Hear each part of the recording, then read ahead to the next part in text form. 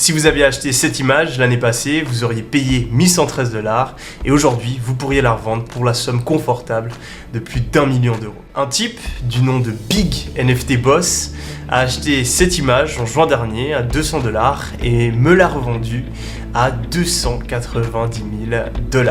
Et ouais, il s'est mis bien, mais c'est rien comparé aux centaines de millions qu'ont généré les créateurs du Bored Ape Yacht Club en moins d'1 an.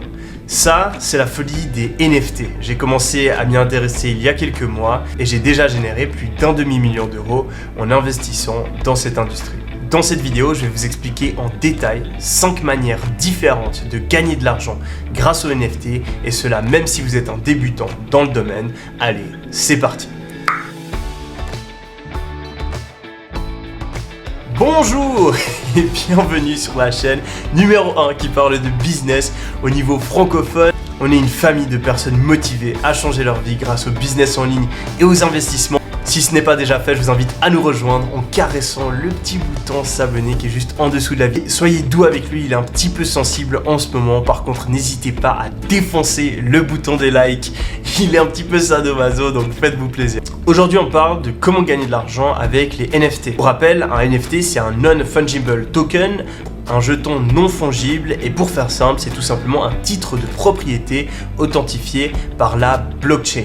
Et ça peut représenter un tas de choses. Une image, une vidéo, une musique, le titre de propriété d'un immeuble, d'un terrain physique ou virtuel, etc.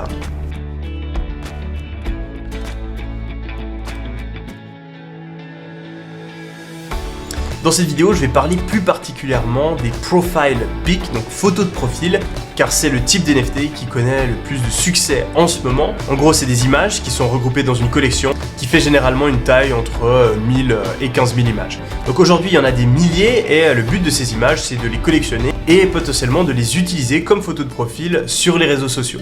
En ce moment, elles sont extrêmement populaires car il y a beaucoup de personnes, moi y compris, qui sont convaincus que dans un futur proche, notre apparence digitale sera plus importante que notre apparence physique. Et ça, en réalité, c'est déjà en train de se passer. Il y a plein de personnes qui vont plus montrer leur Rolex, leur Ferrari ou leur sac de luxe sur Instagram que dans la vraie vie. Et il y a énormément de gamers qui se ruinent juste pour avoir une certaine apparence sur des jeux comme Fortnite ou Call of Duty.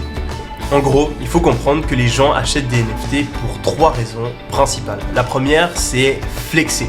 Le fait d'avoir une possession chère qui représente quelque chose et qu'on peut montrer à d'autres personnes.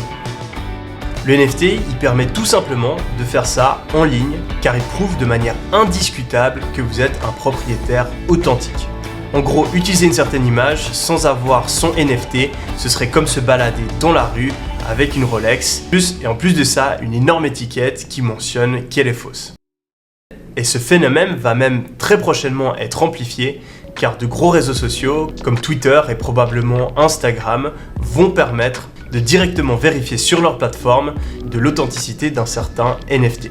La deuxième raison d'acheter un NFT, c'est une certaine utilité. Étant donné que la blockchain nous permet d'identifier les authentiques propriétaires, on peut facilement leur procurer certains avantages, comme le fait d'avoir accès à un jeu vidéo, à une communauté privée sur Discord, etc. Finalement, la troisième raison d'acheter un NFT, c'est tout simplement, c'est spéculer, donc tout simplement acheter un NFT parce qu'on pense qu'il va valoir plus dans le futur et qu'on veut gagner de l'argent en investissant. En ce moment, il y a un énorme engouement autour du marché des NFT. Il y a des gens lambda qu'on achète 2-3 parce qu'ils trouvent ça cool, des investisseurs qui trouvent que c'est une bonne manière de diversifier, mais aussi des institutionnels, des venture capitalistes qui viennent investir en masse, mais aussi de grandes entreprises comme Visa qui a récemment acheté un CryptoPunk ou de grands fonds d'investissement qui n'hésitent pas à placer plusieurs milliards dans cette industrie. La première manière de faire de l'argent avec les NFT, c'est de minter.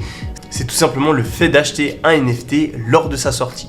Le marché des NFT fonctionne d'une manière assez similaire à celui des actions. On va avoir un marché primaire quand une société, un artiste, un créateur va vendre son NFT pour la première fois. Donc il va le faire en général via son site internet et on appelle ça un mint. Et ensuite on a un marché secondaire où c'est une personne qui a déjà acheté un NFT et qui va tout simplement le vendre à une autre personne. En général, ce marché secondaire, il se passe via des plateformes, des marketplaces, la plus connue qui s'appelle OpenSea. Le truc, c'est que la plupart des NFT sont disponibles uniquement dans une quantité fixe et limitée.